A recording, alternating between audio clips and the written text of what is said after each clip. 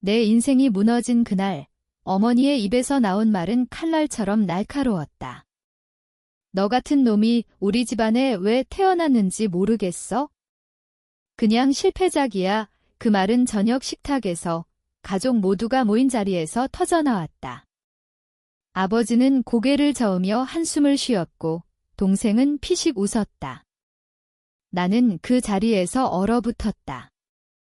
그 순간 내 가슴 속에 있던 모든 것이 산산조각 났다. 하지만 나는 아무 말도 하지 않았다. 그냥 웃으며 네, 어머니라고 대답했다. 그날 밤 나는 침대에 누워 천장을 바라보며 생각했다. 왜 내가 이렇게 살아야 하지? 왜 나만 항상 희생양이 되어야 하지? 나는 김민준, 35살, 서울의 한 중소기업에서 일하는 평범한 직장인이다. 아니, 평범했던. 우리 가족은 전형적인 한국 중산층 가정이었다. 아버지는 은퇴한 공무원, 어머니는 전업주부, 동생은 이제 갓 대학을 졸업한 유망한 디자이너다. 하지만 그 이면에는 항상 내가 있었다. 내가 태어날 때부터 가족의 기대는 동생에게 쏠려 있었다. 나는 그냥 큰아들이라는 명목으로 모든 것을 감당해야 했다. 학비, 생활비, 심지어 부모님의 노후 자금까지. 내가 번 돈의 절반 이상이 가족에게 흘러들어갔다. 그런데 어머니의 그 말은 단순한 화풀이가 아니었다. 그 뒤에는 더 깊은 배신이 숨어 있었다. 그날 저녁, 식탁에서의 대화는 평소와 다르지 않았다. 동생이 새 직장을 구했다고 자랑하던 중 어머니가 갑자기 나를 향해 화살을 날렸다. 민준아, 너는 왜 그렇게 안 돼? 동생처럼 좀 해봐. 매일 회사에서 쩔쩔매는 꼴 보니 속이 터져 아버지는 중재하려 했지만 어머니는 멈추지 않았다. 그냥 포기해. 너 같은 놈이 성공할 리 없어. 그 말은 내 귀에 맴돌았다. 실패작. 패배자. 나는 그 자리에서 일어나지 않았다.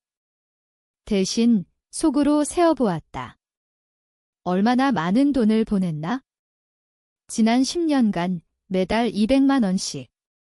부모님 집 대출 상환, 동생 학비, 심지어 어머니의 사치품까지. 하지만 그들은 모른다. 내가 그 돈을 어떻게 벌었는지, 얼마나 고통스러웠는지. 그날 밤 나는 잠을 이룰 수 없었다. 창밖으로 비가 내리는 서울거리를 바라보며 과거를 떠올렸다. 대학 시절 나는 장학금을 받아가며 공부했다. 하지만 가족의 압박으로 꿈을 포기하고 안정된 직장을 선택했다. 동생은 자유롭게 예술을 추구했다. 내 돈으로. 그런데 왜 나만 이렇게 느껴지는 걸까? 배신감이 스멀스멀 올라왔다. 어머니의 말은 단순한 실수가 아니었다. 최근에 알게 된 사실 때문이었다. 동생이 내 돈을 빼돌려 자신의 사업에 썼다는 것, 어머니가 그걸 알면서도 숨겼다. 나는 은행 거래 내역을 확인하며 그 사실을 알았다. 하지만 아직 말하지 않았다. 왜? 아직 때가 아니니까. 다음 날 아침, 출근길 지하철에서 나는 생각에 잠겼다. 사람들로 가득 찬 차 안에서 나는 혼자였다. 왜 나는 항상 참아야 하지? 왜 가족이라는 이름으로 모든 것을 감내해야 하지?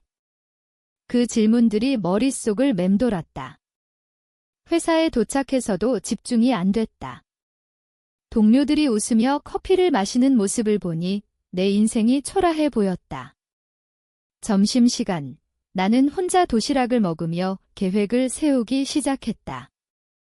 먼저 증거를 모아야 한다. 은행 기록, 통화 내역, 심지어 어머니와 동생의 대화까지.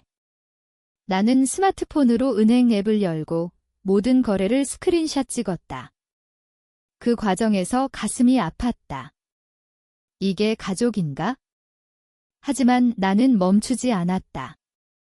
이건 시작일 뿐이다. 퇴근 후 집으로 가는 길에 나는 동생의 SNS를 확인했다. 화려한 생활, 해외여행 사진. 내 돈으로. 분노가 치밀었지만 나는 웃었다. 아직 때가 아니다. 집에 도착해서 어머니를 마주쳤을 때 나는 평소처럼 인사했다. 오늘도 수고하셨어요.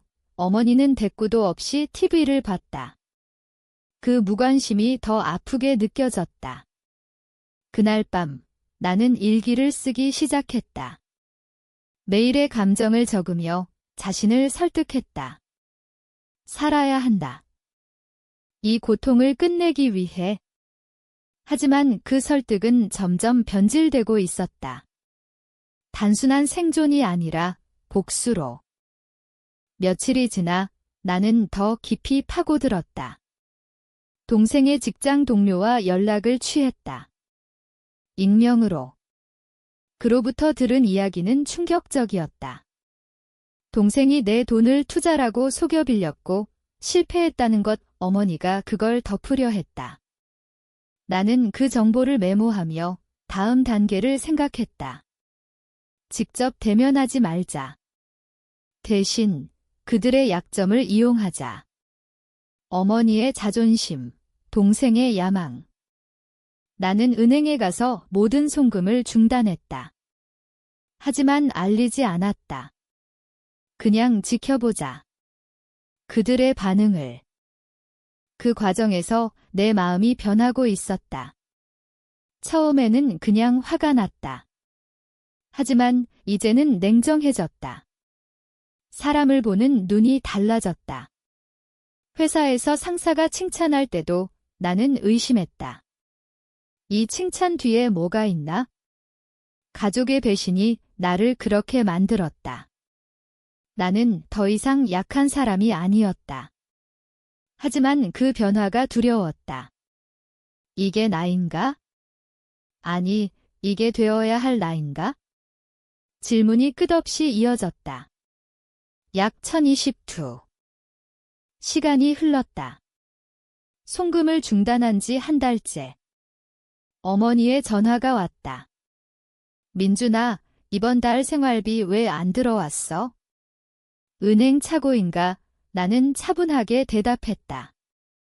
아, 확인해 볼게요. 하지만 확인하지 않았다. 대신 지켜봤다. 어머니의 목소리에 불안이 스며들었다. 동생도 연락이 왔다. 형, 돈 좀 빌려줄 수 있어? 급해 나는 거절했다. 미안, 나도 여유 없어. 그 말에 동생은 화를 냈다. 형은 항상 그래? 가족인데 왜 그래, 가족. 그 단어가 이제는 비웃음거리였다. 나는 매일 출근하며 관찰했다.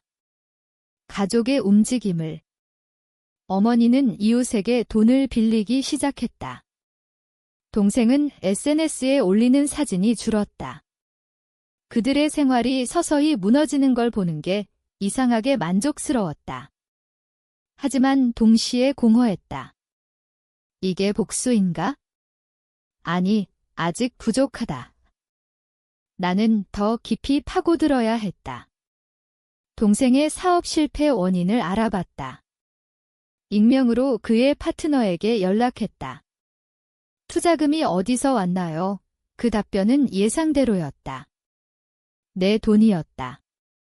증거를 모으며 나는 계획을 세웠다. 법적으로. 한국 사회에서 가족 문제는 민감하다. 하지만 나는 그걸 이용할 거다. 회사에서 승진 제안이 왔다. 그 순간 나는 망설였다. 승진하면 돈이 더 들어올 텐데 가족에게 줄까? 아니. 그 생각 자체가 역겨웠다. 나는 승진을 받아들였다. 하지만 그 돈으로 나 자신을 투자했다. 운동, 책, 심지어 심리 상담. 상담사에게 말했다. 가족 때문에 죽고 싶었어요. 상담사는 조언했다. 감정을 표현하세요. 하지만 나는 표현하지 않았다. 대신 억눌렀다. 그 억눌림이 나를 강하게 만들었다. 이제 나는 웃으며 가족을 대했다. 하지만 속으로는 계산했다. 어머니의 생일이 다가왔다. 가족 모임. 나는 참석했다. 선물 없이 어머니가 물었다. 왜 선물 없어? 나는 웃으며 말했다. 돈이 없어요. 그 말에 어머니의 얼굴이 일그러졌다.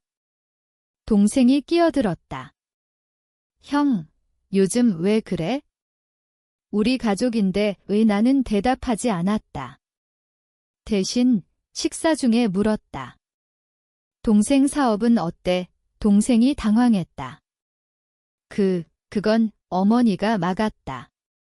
그만해 그 순간 나는 알았다. 그들은 이미 불안하다.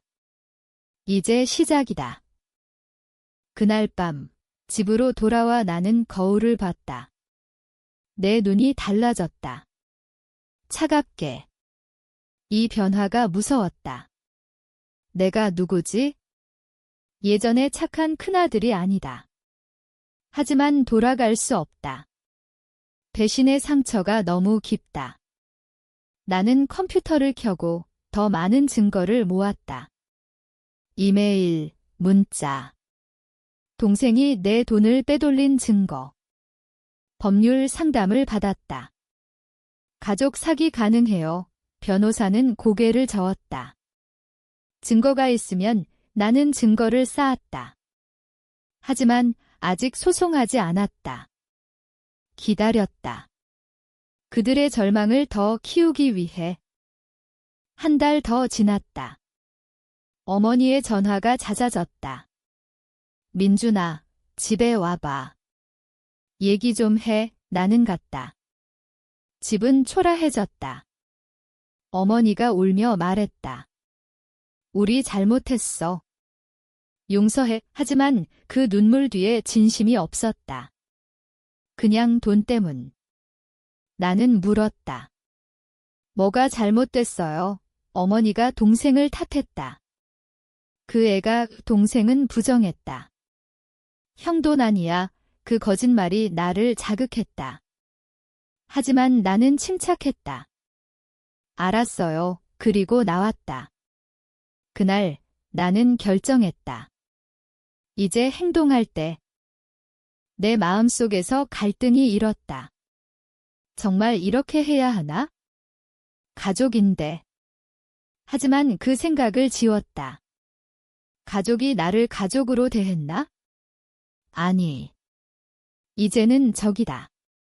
나는 동생의 직장에 익명 제보를 준비했다. 투자금 출처 의심하지만 보내지 않았다. 아직. 대신 어머니의 친구들에게 소문을 흘렸다.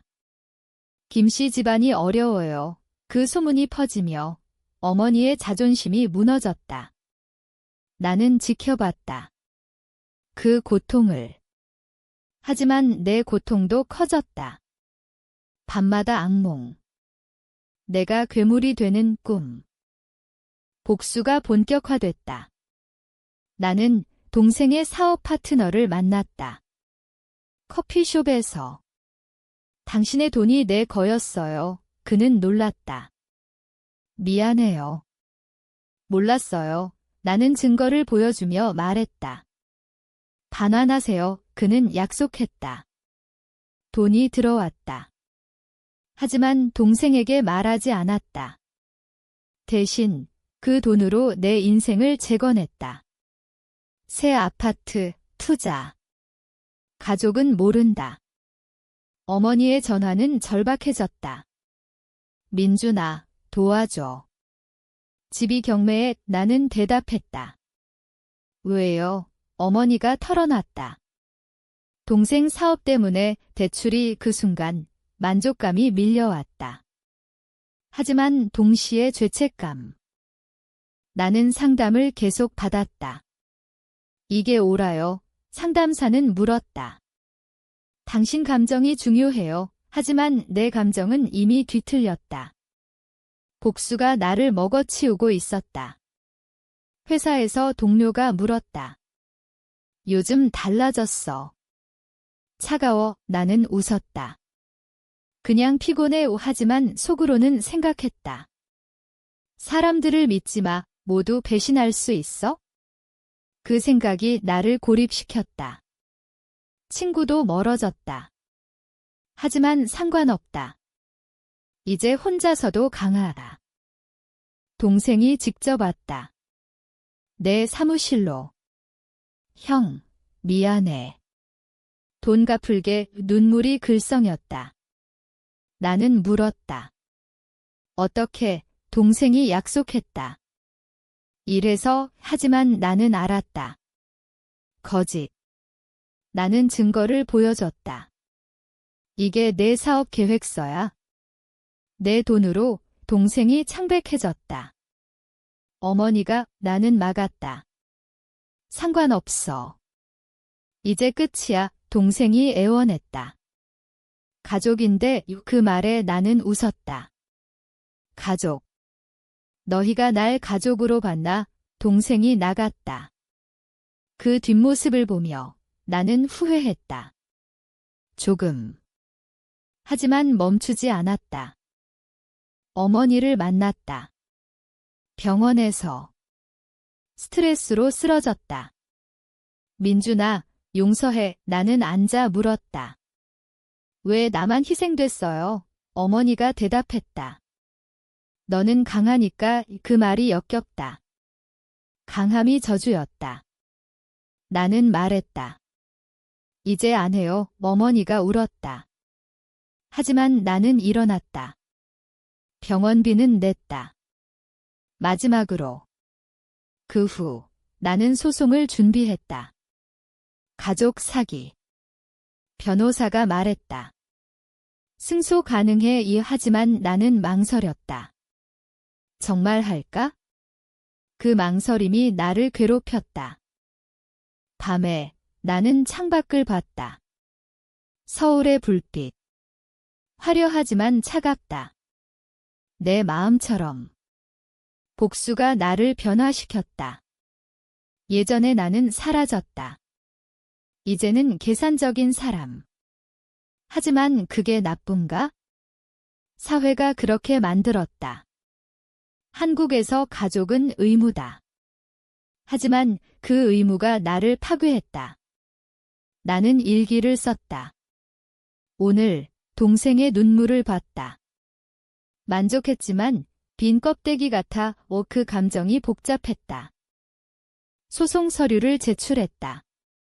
법원에서. 그 순간 자유를 느꼈다. 하지만 동시에 공포. 돌아갈 수 없다. 가족은 파탄 날 거다. 어머니의 건강, 동생의 미래. 내 탓인가? 아니, 그들의 탓. 나는 자신을 설득했다. 계속. 이제는 법이 심판할 차례. 하지만 법은 느리다. 기다림이 고통이었다. 그 과정에서 나는 더 냉정해졌다. 회사에서 프로젝트를 성공시켰다. 상사가 칭찬했다. 민준 씨, 최고야. 나는 웃었다. 하지만 믿지 않았다. 동생의 반응이 왔다. 문자로. 형, 왜 그래? 소송 취하해. 나는 답하지 않았다. 대신 어머니의 친구를 통해 소문을 더 퍼뜨렸다. 김씨 집안이 사기꾼이래. 그 소문이 그들을 고립시켰다. 나는 지켜봤다. 그들의 고통을. 하지만 내 고통도 끝나지 않았다. 밤마다 어머니의 말이 떠올랐다. 실패작. 이제 누가 실패작인가? 재판이 시작됐다. 법정에서 어머니와 동생을 봤다. 그들의 눈빛이 원망스러웠다. 변호사가 말했다. 피고 측은 원고의 돈을 무단으로 사용했다. 증거가 제시됐다. 어머니가 울었다. 아들아, 왜? 나는 대답하지 않았다. 그냥 봤다. 그 순간 내 가슴이 찢어졌다. 하지만 멈추지 않았다. 재판은 길었다. 매번 출석하며 나는 피로했다. 하지만 그 피로가 복수의 일부였다. 집으로 돌아와 나는 혼자 술을 마셨다. 이게 맞아? 스스로 물었다. 하지만 대답은 없었다. 복수가 나를 소비하고 있었다. 친구가 연락했다. 민준아, 괜찮아. 나는 거절했다. 바빠. 이제 혼자가 편했다. 사람들의 배신을 두려워했다. 회사에서 승진했다. 더 높은 자리. 돈이 늘었다. 하지만 행복하지 않았다. 그냥 도구일 뿐. 동생이 다시 왔다. 형, 취하해. 내가 잘못했어. 무릎 꿇었다. 나는 물었다. 왜 그랬어? 동생이 말했다.